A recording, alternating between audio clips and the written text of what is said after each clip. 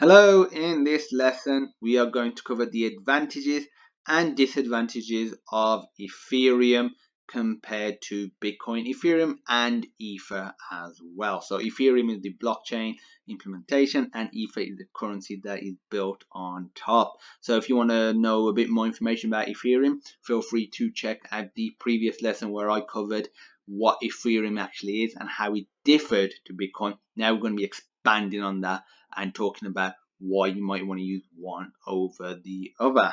So let me write advantages here and disadvantages over here,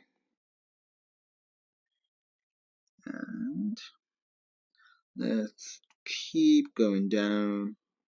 There's quite a bit to cover today. So first of all, we will cover the advantages. And the first advantage, it allows blocks of transactions. Blocks of transactions can be created faster than Bitcoin.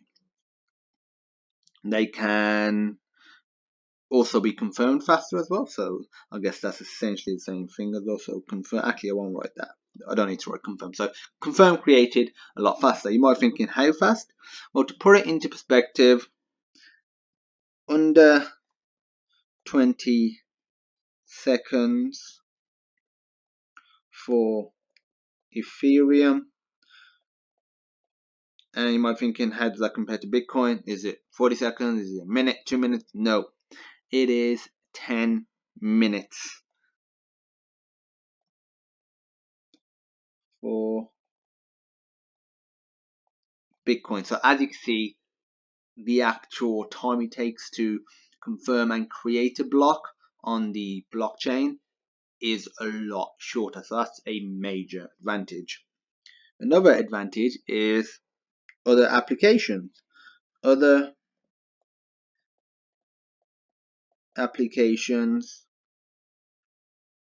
outside of currency. Bitcoin is, as of now, just restricted to a currency-based system, whereas Ethereum is a blockchain implementation. Ether is a currency which is built on top of Ethereum, but Ethereum it essentially just allows you to use blockchain, so you could use it for the underlying foundation for a messaging platform, emails, for example. You could use it as the underlying platform for cloud storage, so a decentralized and distributed network where your files are stored, so no one single individual or organization controls your files. Another advantage is it is easier to mine compared to Bitcoin. And there's a couple of reasons for this. One, it's not as big as Bitcoin. The larger they get, the harder they do become to mine. But the other reason it's easier to mine is it encourages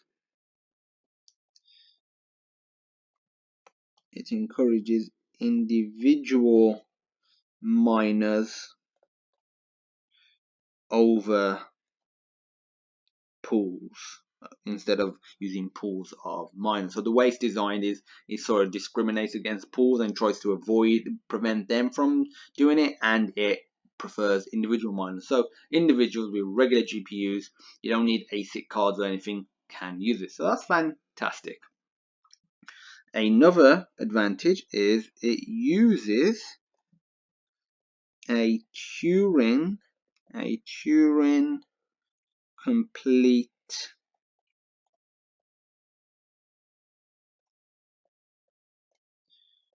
programming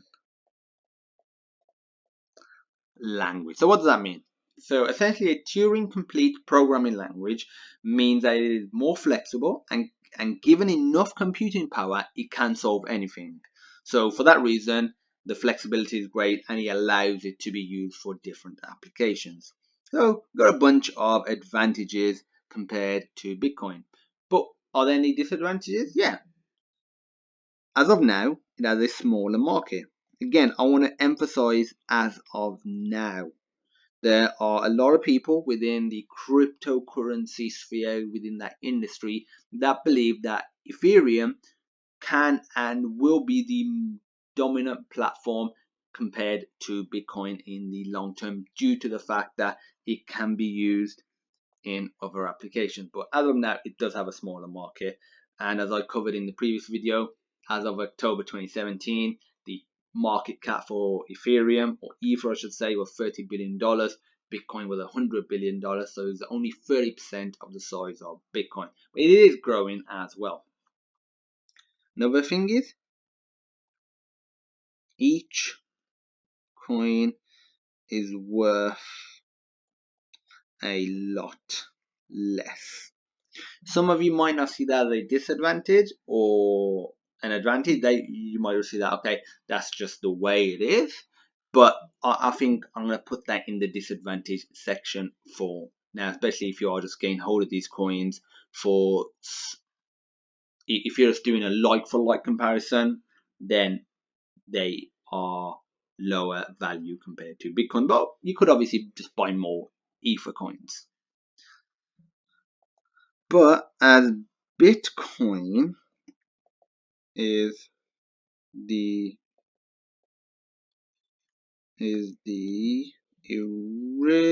original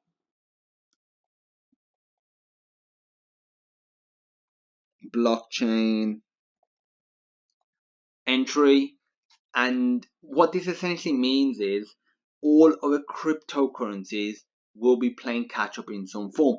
They will ultimately be compared to Bitcoin, especially for the next few years, because that is the original one. That is the largest one as well. So they will always be saying, okay, why would I want to use this over Bitcoin? Why? Even though the advantages might be immense for the applications they want, they're always going to be comparing it to Bitcoin. So that's something to bear in mind. And another thing is, less people know about it or have even heard about it. And as the market grows, this problem will alleviate, but again, it's just something worth bearing in mind. So we've done that. I want to cover a few grey areas as well. So I think these can fall into the advantage or disadvantage category depending on how you look at them. One is it uses something called a ghost protocol, which helps eliminate centralized pool mining, which Bitcoin still allows. You might think that's advantage, you might not, but I think it's worth mentioning. And another grey area is unlimited supply of coins. So unlike Bitcoin, which has a finite supply, which is meant to be roughly 21 million, and it's meant to be all mined roughly 2140, I believe it is, or 2141. That emulates gold, whereas Ethereum or Ether, because it has unlimited coins, that is more like the current fiat currency where the government can just issue more. So you might see that as advantage or disadvantage. In a way, it's an advantage when you look at it from a multiple application perspective. When you look at it from an individual application, you might just think, oh, it's just essentially what the current fiat currency is, and if we're trying to get away from that, that's a disadvantage. But that's it. We've covered the advantages, the disadvantages, and some of the grey areas as well. If you have any questions, feel free to reach out. Feel free to go over the video again and check out the different advantages and disadvantages that we covered. And as usual, thank you for watching, and I look forward to seeing you in my next lesson.